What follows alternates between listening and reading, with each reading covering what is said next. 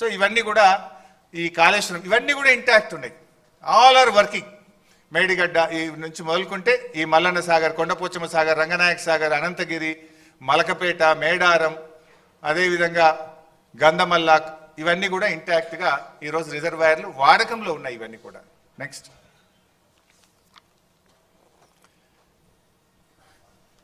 మీరు అప్పుడప్పుడు చూస్తుంటారు, రేవంత్ రెడ్డి ఒకసారి మాట్లాడతాడు కాళేశ్వరం మీద 1 ఎకరా బారలేదంటాడు.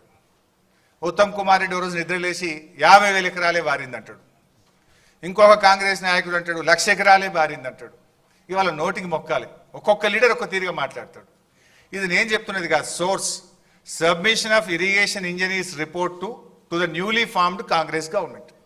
కొత్తగా రాష్ట్రంలో ఏర్పాటైన కాంగ్రెస్ ప్రభుత్వానికి వీళ్ళు కాళేశ్వరం రివ్యూకు పోతే ఇరిగేషన్ డిపార్ట్మెంట్ ఇచ్చిన ప్రజెంటేషన్ కాపీ, ఇది నా సొంత కవిత్వం కాదు, డిపార్ట్మెంటు కాంగ్రెస్ ప్రభుత్వానికి ఇచ్చిన ప్రజెంటేషన్.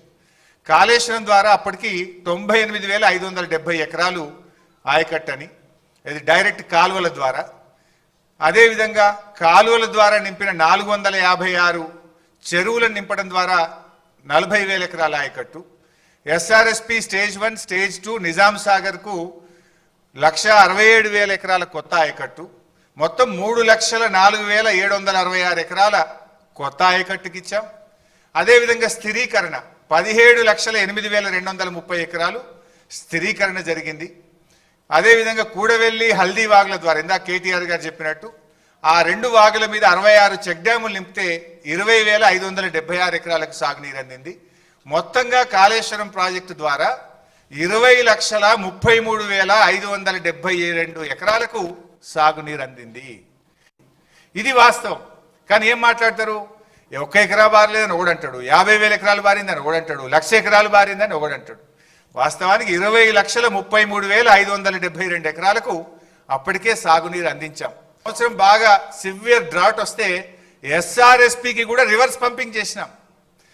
మిడ్ మానేర్ నుంచి ఎల్ఎండికి నీళ్లు తెచ్చి ఎల్ఎండి ద్వారా ఎస్ఆర్ఎస్పి స్టేజ్ 1కు, స్టేజ్ 2లో తుంగతుర్తి, సూర్యాపేట, కోదాడ దాకా కూడా కాళేశ్వరం నీళ్లు పంపించి పంటలు కాపాడింది కేసీఆర్ గారి ప్రభుత్వం. సో ఇది అంతా కూడా ఇది వాస్తవమైన రిపోర్ట్. ఇది ఇరిగేషన్ డిపార్ట్మెంట్ ఇస్తున్న రిపోర్ట్. కానీ కాంగ్రెస్ నాయకులు ఎకరం బారలే 50,000 బారింది అనేటువంటి ఒక దుష్ప్రచారం చేస్తున్నారు. ఇది one point. Next, so Godavari నది మొత్తం 1,465 కిలోమీటర్లు ఉంటే మోర్ దెన్ 50%, 750 కిలోమీటర్లు మన తెలంగాణలో ప్రవహిస్తుంది. అయితే ఉమ్మడి ఆంధ్రప్రదేశ్లో కొన్ని జీవోలు ఇచ్చినారు అప్పటి ప్రభుత్వం. మొత్తం అంటే అప్పుడు బచావత్ ట్రిబ్యునల్ ఏం అవార్డు ఇచ్చిందంటే, పైన రాష్ట్రాలకు నీళ్లు కేటాయిస్తూ all water belongs to the state of Andhra Pradesh అని దిగువ రాష్ట్రంగా మనం ఉన్నాం కనుక ఇక మొత్తం నీళ్లు వీలయ్యాయి అని చెప్పిండ్రు. ఆ మొత్తం నీళ్ళలో అప్పటి ఆంధ్రప్రదేశ్ ప్రభుత్వం 1,480 టీఎంసీలు కేటాయిస్తే అందులో 969 తెలంగాణకు, 400 మిగతాది 969 కాకుండా మిగతా 500 ఆంధ్రప్రదేశ్కు కేటాయించింది. అంటే ఏ రోజు కూడా మనం 400 టీఎంసీలు కూడా వాడలేదు. అంటే ఏ ప్రాజెక్టులు కూడా కట్టకపోవడం వల్ల దేవాదులు కడితే పనులు జరగలే. మరి అదేవిధంగా ఎస్ఆర్ఎస్పి స్టేజ్ 2కు ఎన్నడూ 1 ఎకరానికి నీళ్లు పోలే. అయితే అప్పుడు తెలంగాణ ఉద్యమం కేసీఆర్ గారి నాయకత్వంలో ఉమ్మడి బాగా ఉధృతంగా జరుగుతూ ఉంటే ఆ తుమ్మిడిహట్టి దగ్గర ప్రాణహిత అనేటువంటి ప్రాజెక్టుకు రాజశేఖర రెడ్డి గారు శంకుస్థాపన చేసిండ్రు. అది కూడా ఆదరబాధగా అప్పుడు జలయజ్ఞం చేసి ఆంధ్రప్రదేశ్లో పోతిరెడ్డిపాడును పెంచి నీళ్లు తీసుకుపోయే ప్రయత్నం, ఆంధ్రప్రదేశ్ పోలవరం కట్టి నీళ్లు తీసుకుపోయే ప్రయత్నంలో తెలంగాణలో కూడా ఏదో ఒకటి స్టార్ట్ చేయాలని ఉద్యమంలో ఆ రోజు ప్రాణహితకు శంకుస్థాపన చేసిండ్రు. నెక్స్ట్, బట్ ఏం జరిగిందో కూడా నేను చెప్తా. ప్రాణహితలో 2007లో ప్రాణహితకు శంకుస్థాపన చేస్తే 2014 వరకు అంటే 8 సంవత్సరాలు కాంగ్రెస్ పార్టీ అధికారంలో ఉంది. ప్రాజెక్టు రూపకల్పన చేసినప్పుడు అప్పుడు అసెంబ్లీ ఎలక్షన్స్ 2009లో ఉండే.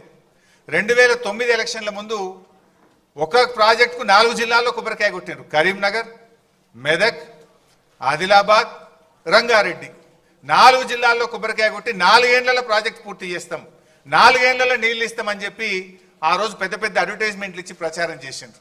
సరే 4 ఏళ్లలో ప్రాజెక్టు పూర్తి చేయడం అటుంచండి, కనీసం 4 ఏళ్లలో ప్రాజెక్టుకు అనుమతులు కూడా తేలే.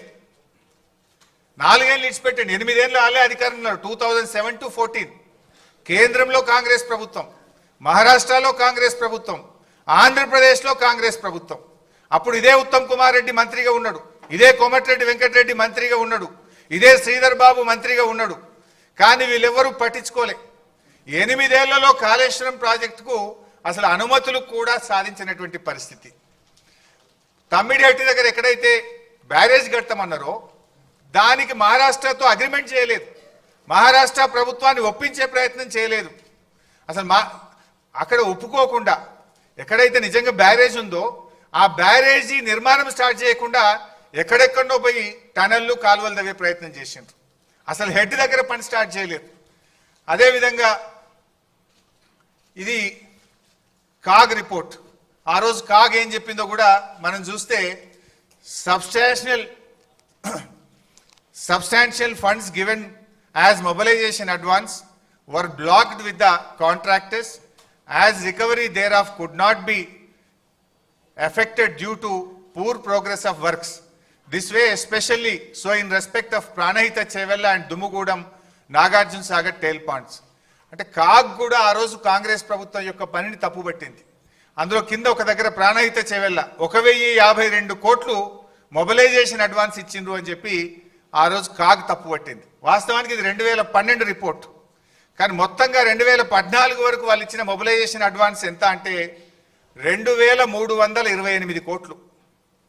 సర్వే అండ్ మొబిలైజేషన్ అడ్వాన్స్ పేరు మీద 2009 ఎన్నికల ముందు కాంట్రాక్టర్లకు ఇచ్చిండ్రు, జేబులు నింపుకున్నారు. 2014 ఎన్నికల ముందు కాంట్రాక్టర్లకు ఇచ్చిండ్రు, జేబులు నింపుకున్నారు. పని మాత్రం జరగలేదు. 2328 కోట్లు సర్వే మొబిలైజేషన్ అడ్వాన్స్ పేరు మీద కాంట్రాక్టర్లకు పనులు చేయకుండా అడ్వాన్స్ ఇచ్చి అవినీతికి పాల్పడ్డది ఆనాటి కాంగ్రెస్ ప్రభుత్వం. ఆనాటి కాంగ్రెస్ ప్రభుత్వంలో వీళ్ళే మంత్రులు శ్రీధర్ బాబు, ఉత్తమ్ కుమార్ రెడ్డి, కోమటిరెడ్డి వెంకటరెడ్డి. ఆనాడు రేవంత్ రెడ్డి తెలుగుదేశంలో ఉండి విమర్శలు చేసిండు, జలయజ్ఞం కాదు ధనయజ్ఞం అని మాట్లాడిండు. కానీ ఇవాళ ఆయన్నే దాన్ని ఎన్కేసుకొస్తున్నటువంటి పరిస్థితి ఉంది.